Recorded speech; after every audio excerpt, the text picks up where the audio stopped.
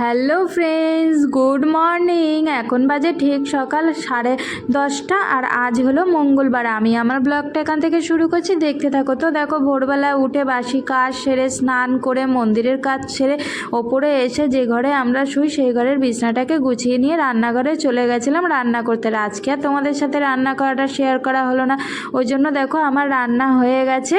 এখান থেকেই আমার ব্লগটা শুরু করছি। রান্না করেছিলাম, ভাত করেছি, কুমড়ো ভাতে দিয়েছিলাম, কাঁচা লঙ্কা কাঁচা তেল দিয়ে মেখেছি, আম দিয়ে টক ডাল করেছি, সজনের ডাঁটা পোস্ত করেছিলাম, আর কচু দিয়ে মান কচু দিয়ে বড়ি দিয়ে তরকারি করেছিলাম। ওদিকে তোমাদের দাদা পুজো করে চলে এসেছিলো, আর আমরাও দেখো সকালের খাবার খেয়ে নিয়েছি। খেয়ে নিয়ে দেখো রান্নাঘরে বাসনগুলোকে মাজতে চলে এসেছি। আর ওদিকে মিঠু চলে এসেছিলো কাজ করতে, মিঠু কাজ করে চলে গেছে। তারপরে দেখো রান্নাঘরের বাসনগুলোকে মেজে না এই দেখো লেগে পড়েছি। এই যে রান্নাঘরে যে বক্সগুলো আছে না, সেই বক্সের ভেতরে না মানে প্রচণ্ড ঝুল পড়েছিল, সেই ঝুলগুলোকে পরিষ্কার করতে। আর আজকে না আমার দিনটা মানে প্রচণ্ড ব্যস্ততার মধ্যেই কেটেছে। আর মানে ভোরবেলা উঠেছি 5:30, আর দুপুর 2-2:30 পর্যন্ত জানো তো মানে বসার টাইম পাইনি,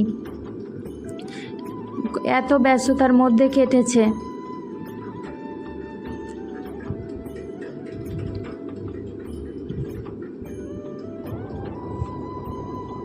তো দেখো ওইদিকে আমি রান্নাঘরের এগুলো পরিষ্কার করছি।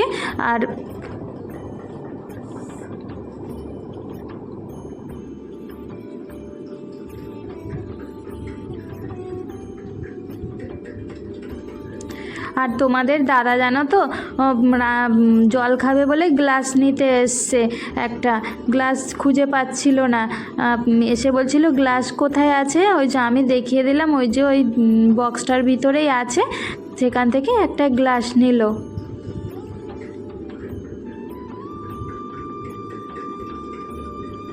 আর জানো তো এই বক্সের ভেতর থেকে না মানে অনেক বাড়তি জিনিস বেরিয়েছে, সেগুলোকে ফেলে দেবো। আর আমার অভ্যেস কী জানো তো, ওই যে বাসন মাজার সাবানগুলো আছে না, বাসন মাজার সাবানের বাটিগুলো, এই যে এই বাটিগুলোকে না সাবান নিয়ে আবার বাটিগুলোকে ভেতরে ঢুকিয়ে রাখি, আর বার করার কথা মনেই থাকে না, সেগুলো এক গাদা জমে গেছে, সেগুলোকে ফেলে দেবো। এই দেখো বার করেছি হলুদ রঙের, দেখেছো?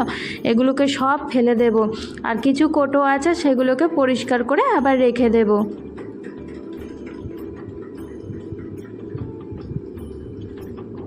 তো তারপরে দেখো বক্সের ভেতরগুলোকে একটু পরিষ্কার করে নিলাম, নিয়ে তারপরে দেখো এই যে এইগুলোতে একটু ঝুলগুলো ঝেড়ে নিলাম। আর বেশি মানে আমাদের বাড়িতে তো পুজো, রামনবমী পুজো আছে, ওই জন্যই মানে বেশি চারটা একটু বেশি বেড়েছে।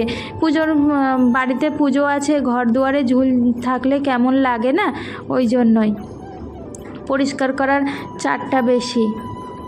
তো তারপরে দেখো আমার রান্নাঘর ঝুলগুলো সব ঝাড়া হয়ে গেছে। তারপরে গ্যাসের ওভেনটা মুছে, ওভেন রাখার তাকটাকে মুছে নিয়ে রান্নাঘরটাকে ক্লিন করে নিচ্ছি। আর দেখেছো কত মানে নোংরা জিনিস ওই বক্সের ভেতর থেকে বেরিয়েছে, সেগুলোকে এখন পরিষ্কার করে নিচ্ছি।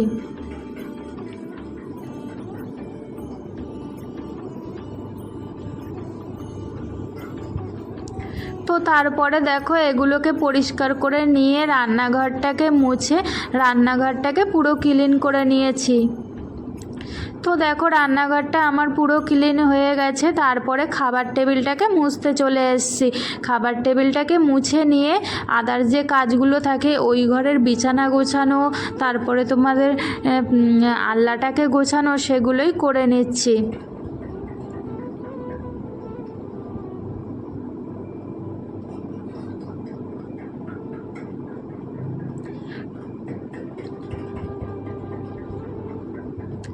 তো তারপরে আলনাটাকে গুছিয়ে বিছানাটাকে গুছিয়ে নিয়ে জানো তো ওই যে রান্নাঘরে ঝুলগুলো ঝেড়েছি না, মাথায় মানে প্রচণ্ড পরিমাণের নোংরা বসে গেছিলো, তাই দেখো এই সব কাজগুলো করে নিয়ে আবার স্নান করে নিলাম মাথায় শ্যাম্পু করে নিয়ে। এখন তো গরমকাল, ঠান্ডা লাগার কোনো ব্যাপার নেই, 2-3 বার চান করলেও অসুবিধা নেই। ওই জন্য দেখো সকালে তো একবার স্নান করেছি, তাও আর একবার মাথায় শ্যাম্পু করে স্নান করে নিয়ে দেখো জামা কাপড়গুলো এই রেলিংয়ে মেলে দিলাম, ছাদে আর গেলাম না। আর ওদিকে দেখো আমাদের বাড়িতে যে লোকটা ঠাকুর রং করতে আসে সে ঠাকুর রং করতে চলে এসছে। আর এদিকে দেখো তোমাদের দাদাও আজকে দেখো ঝুল ঝাড়ছে এই ঘরটা। তোমাদের দাদা বললে এই ঘরটাকে ঝুল টুল ঝেড়ে পরিষ্কার করে রেখে দিই, পুজোর দিনকে লোকজন এই ঘরেই খাওয়া দাওয়া করতে পারবে। ওই জন্য দেখো এই ঘরটাকে পরিষ্কার করতে তোমাদের দাদাও লেগে পড়েছে। আর এই ঘরে না একটা আলমারি, মানে ছোট্ট মতন আলমারি আছে। তোমাদের দাদা বলল একা আমি তো পারবো না, ওই জন্য দেখো আমাকে বলল ধরার কথা। ওই জন্য দেখো আমি আর তোমাদের দাদা ধরে নিয়ে সেটাকে ওইদিকে রেখে আসলাম। তো তারপরে দেখো তোমাদের দাদা ঘরটাকে পুরো পরিষ্কার করে দিয়েছে, আর মিঠুকে বলে দেব মুছে দিতে, মিঠু মুছে দেবে মেঝেটা। তো তারপরে দেখো দুপুর এখন 3টে মতন বাজে, আমরা 3জনে খেয়ে নিচ্ছি। ওই যে ওই লোকটাকেও তো খাওয়ার কথা বলেছি, ওই লোকটা আমি তোমাদের দাদা দেখো খেয়ে নিচ্ছি। খাওয়ার পরে বিকেলবেলা যে কাজগুলো করে থাকি, ঘর ঝাড় দেওয়া, তারপরে তোমার বোতলে খাওয়ার বোতলে জল ভরা, জামা কাপড় তুলে আনা, সেগুলোই করে নিচ্ছি। তারপরে দেখো বিকেল এখন 5টা মতন বাজে, গাছে জল দিতে চলে এসেছি। আর এই যে করবীর গাছগুলো লাগিয়েছিলাম না, সেগুলো যেন তো মরে গেছে।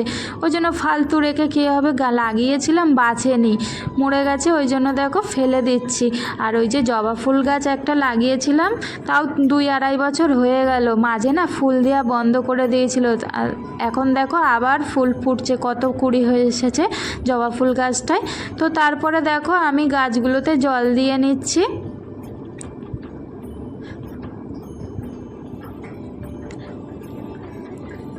আর জানো তো সন্ধ্যা এখন 7টা মতন বাজে।